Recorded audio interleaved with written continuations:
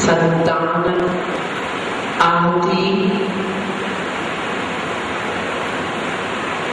दिव्य मनोहर पुष्पों को, मनोहर पुष्प को मंद मंद पवन के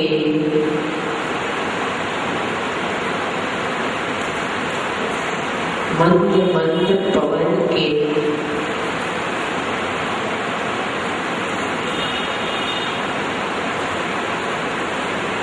दिखाती है। मंद मंद पवन वह सुगंधित जल की बूंदों के साथ, वह सुगंधित जल की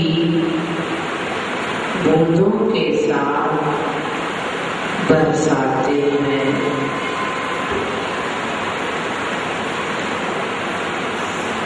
सुगंधित जल की बूंदों के साथ बरसाते हैं। तब ऐसा लगता है मानो कि आपके श्रीमुख से वचन रूपी दिव्य वचन रूपी दिव्य पुष्प ही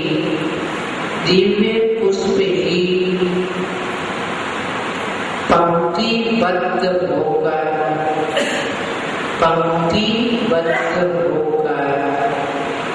धरती पर बरस रहे हों।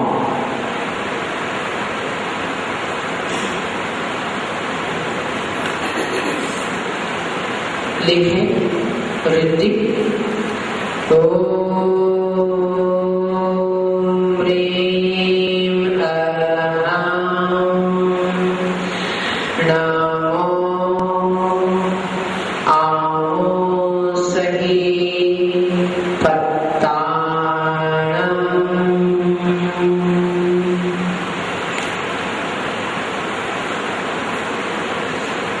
अब लिखिए ऋतिजा वही छवम नमः स्वाहा।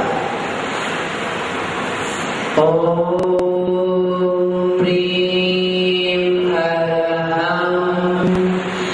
नमो आमोसहि पत्ताणं श्रवं नमः स्वाहा। अर्थ लिखें। ऐसे ऋषि जिनके पास में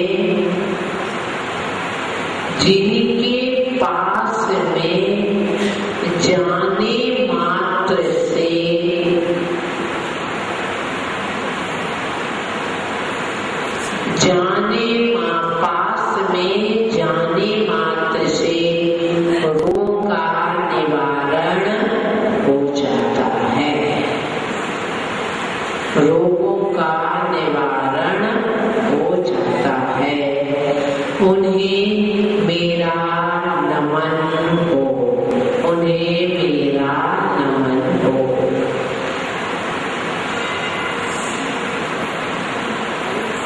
आजकल ऐसे मुनि महाराज नहीं है ना, याद रखना। ये चतुर्थ काल में होता था, ऐसे घोर पूजा होते थे। अब पंचम काल में नहीं। कल आप मेरे पास करो माता जी हम आपके पास आए, हमारी बीमारी मिटी नहीं, तो ऐसा मत सोचना। अब ऐसे तप वाले मुनि महाराज नहीं। लिखिए मंत्र जाओ।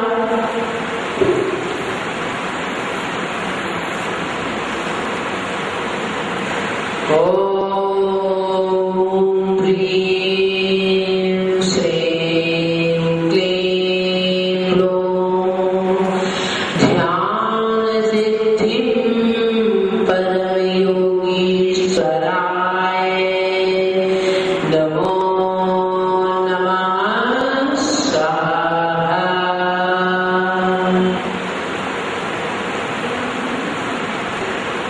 इस काव्य को कहते हैं ताप ज्वर सामक काव्य। ताप ज्वर, फिर से बोलना,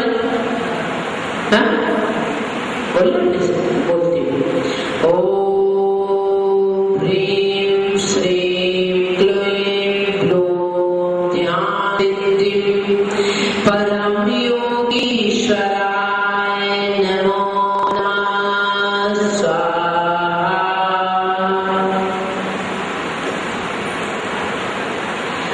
चलिए देखें विधि।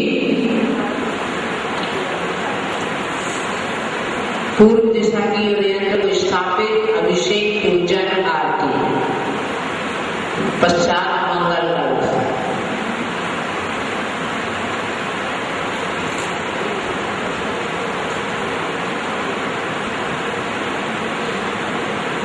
दीप जलाना,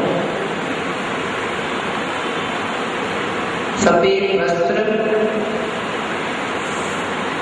सफेद आसन,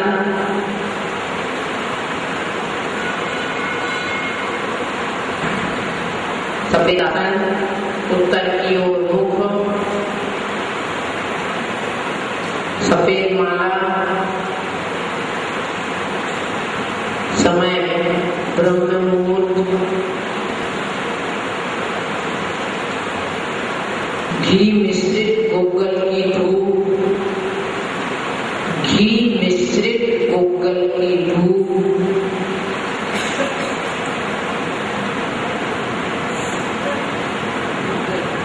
जाप संख्या 1008 बार,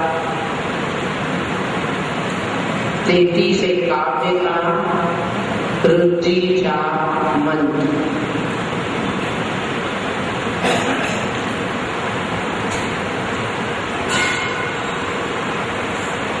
चलिए अब आता है भाव मंडल। सुभद्रभावलय भूरि विभाविरोसे लोकत्रये दुतिमतामुतिमात्रिमन्त्रिते प्रोद्धदिवाकर निरन्तर भूरि संख्याः दीप्ताजयत्यपि निशामपि सौम्य सौम्या। भावमंडल जो भगवान के सिर के पीछे रहता है, रोज देखते हैं। अब उसका लिखिए शब्दार्थ। हे विभो, हे प्रभु, ते आपके निरंतर प्रोद्यत एक साथ उदित हुए, एक साथ उदित होते हुए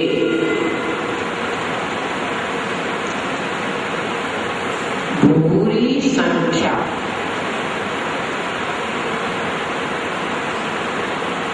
बहुत संख्या वाले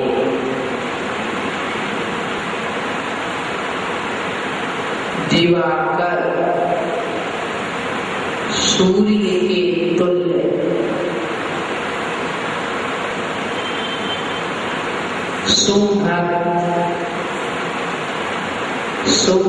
शोभायमान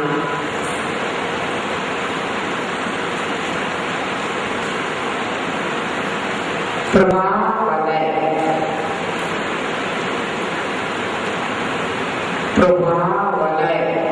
भामंडल की भूरि विभाग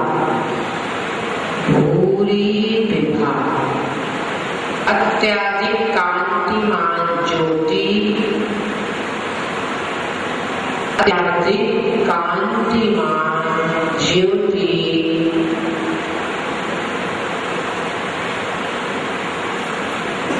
लोकत्रये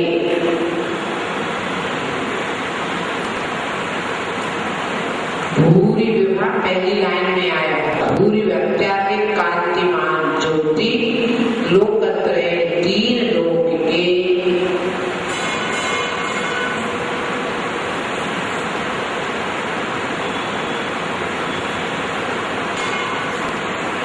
तुदी माता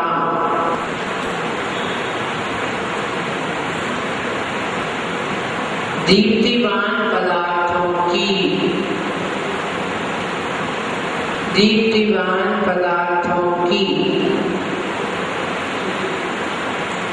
द्वितीय कांति को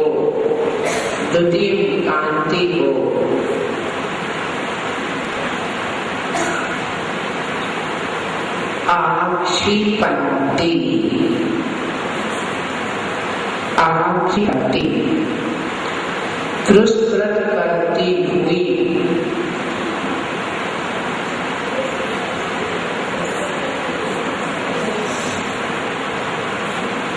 अभी भी सौम्या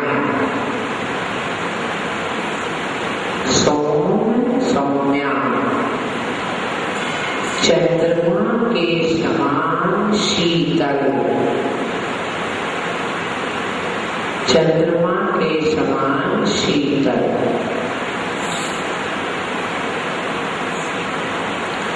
दीप्त्या अपनी कांति से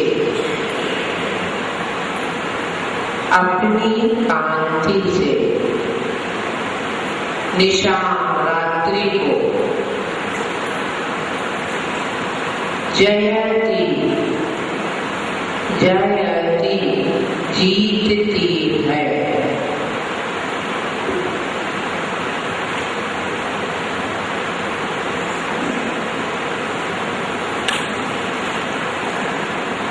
ब्रह्मांड क्यों होता है? भगवान पीछे टिकना है इसके लिए।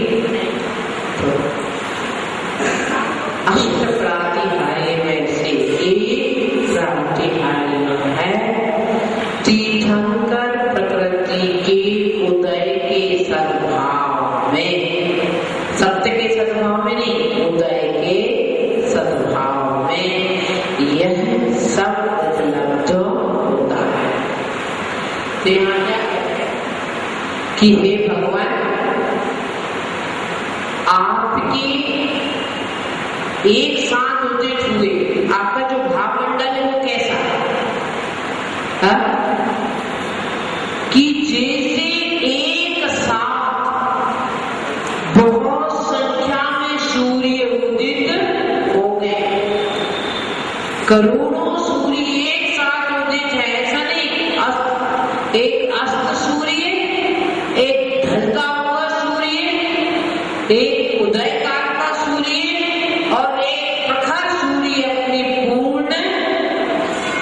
पूर्ण अवस्था में मध्याह्न 12 बजे, ऐसे अनेक करोड़ों सूर्य के समान प्रकाशमान ऐसे है आपका भावमंडल। कैसा है? ऐसा है आपका भावमंडल। कहाँ आता? कौन से पूजन में आता? बताओ मेरे को।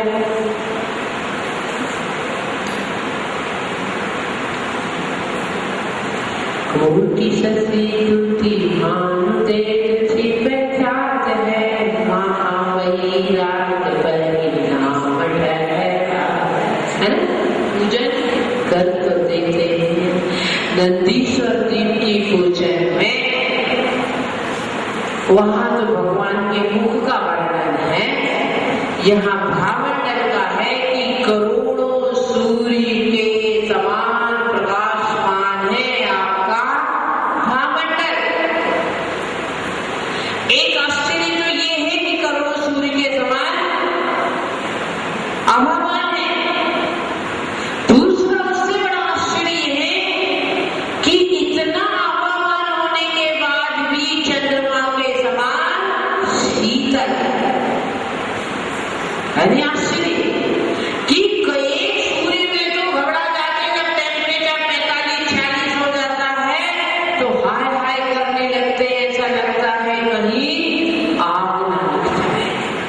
एक सूर्य 45, 46 और 47 टेम्परेचर होने पर घबराने लगते हैं, परंतु वहां करोड़ों सूर्य के समान भावमंडल है, फिर भी आश्चर्य है कि वह चंद्रमा पूर्णिमा के समान शीतल है। जैसे पूर्णिमा की रात में चंद्रमा शीतलता प्रदान करता है, सो वैसे ही यह भावमंडल शीतलता प्रदान करता है। आपके घर में ये बताओ, टीवी किसके घर में नहीं है?